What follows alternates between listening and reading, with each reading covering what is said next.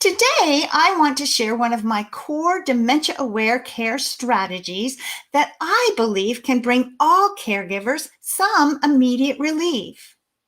Communicating with a person with any cause of dementia symptoms can be difficult, but the right strategies can bridge the gap and foster a more fulfilling and mutually collaborative relationship between you and your loved one, patient, client, or resident. Those struggling to communicate with a person who has a cause of dementia symptoms are not alone. As many as 6 million people in the U.S. may have Alzheimer's or another cause of dementia symptoms. And as our population ages, that number is expected to increase. Anyone who is a caregiver for the elderly is likely to be affected and will need to understand how to cope with what is happening. In other words, they need to be dementia aware. When you, as a family or professional caregiver, connect and attempt to communicate with the individual with dementia symptoms, our first instinct is to ask them questions. Dementia-aware education will help you to understand why this no longer works for those who have loss of brain function that is presented in these many dementia symptoms. So let's visit together why our communication approach needs to change. Loss of brain function and dementia symptoms typically don't happen overnight. Slowly, little by little, it sneaks up until one day family members realize that they can no longer communicate in the same way with the person they have known for many years. They suddenly can't rely on their words and their previous communication strategies, such as asking questions and making comments that now don't match the situation or the response. And because we cannot see the disease the way we see a broken arm, it's even more confusing when caregivers see how their patient, client, resident, or loved one will have good and bad days. The days when they're alert and clear-headed and processing like they always have in the past, this makes a caregiver hopeful. Then the bad days come, and family members and professional caregivers feel the pain of losing them all over again. This slow and normal progression of the disease makes communication a major challenge for the caregiver. And the most devastating loss is not memory loss, but rather the loss of their ability to process what they see, what they hear, what they touch. So all data that comes to them is no longer processed or understood in the way it was before this loss happens. And this is what makes it so challenging for them to respond to this incoming data in a normal way. I like to say they now have a broken thinker and begin to struggle with all forms of communication. How they hear information, how they process it, and then how they respond. As you become more dementia aware, it is important that we look for ways to think and understand and process for them as much as possible by using these dementia-aware care and communication approaches and strategies. And one of the most helpful dementia-aware communication tools is to no longer ask questions. And then what we do is make them think of an answer. So going forward, in your raised dementia awareness, I want you to break the old habit of asking questions and begin instead to use the new, more successful strategy of positive action statements. I have personally witnessed how powerful this change in care approach has played out in many situations, in the home, as well as across all of the long-term care options. This really works to provide those with dementia and their caregivers more opportunities to remain cooperative and in a trusting frame of mind. So let's practice together. Instead of greeting someone with the usual question, "How are you?" or "What is your name?"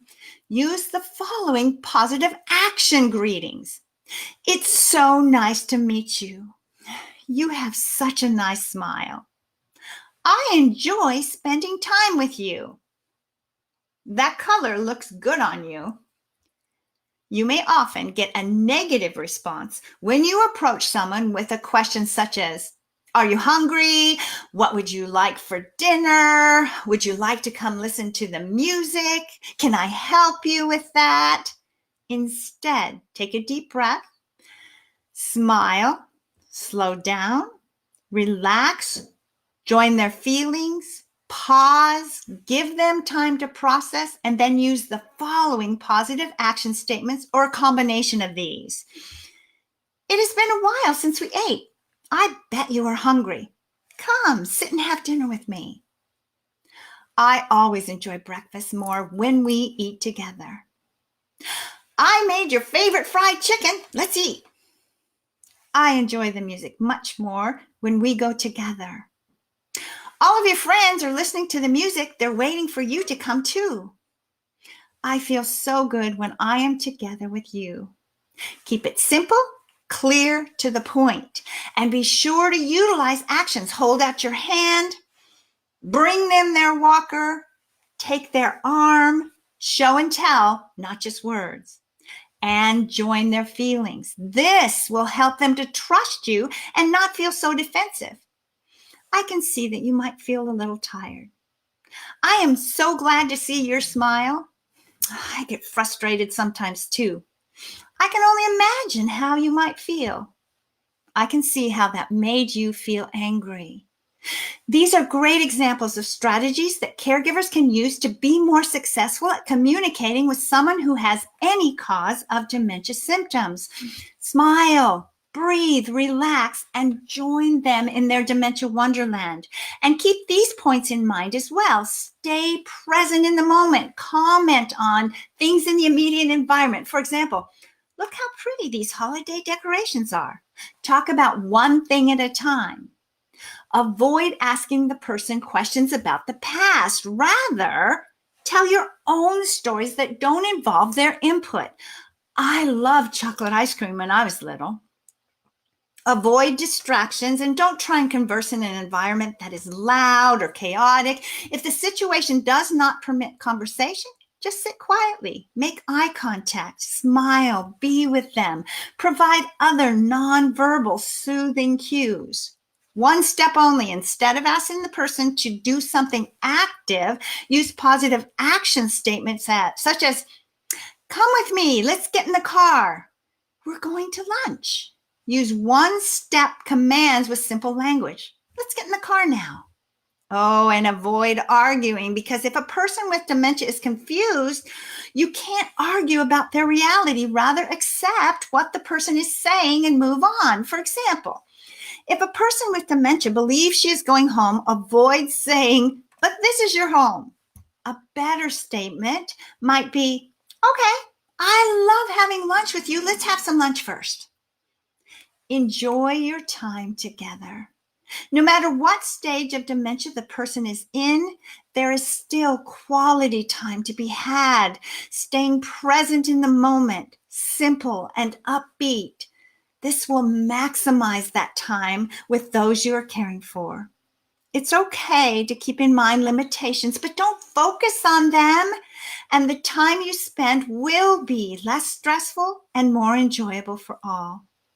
Looking forward to our time together next Friday at 1 p.m. Pacific Standard Time. So until then, keep in mind, I have many additional dementia-aware educational resources, tips, and strategies. Check out my website, laurawayman.com, and take a look at my new online trainings that are of such value to family, professional caregivers, first responders during this time of quarantine and social distancing and beyond. Now, individuals, care organizations, and first responders can continue to benefit from my essential dementia-aware trainings with these new online training options that can be easily accessed, put to practice immediately and affordably. Email me for more information on this and how I can help you with personal or group consultations at help@laurawayman.com. And of course, check out my book, A Loving Approach to Dementia Care, second edition, published by Johns Hopkins University Press.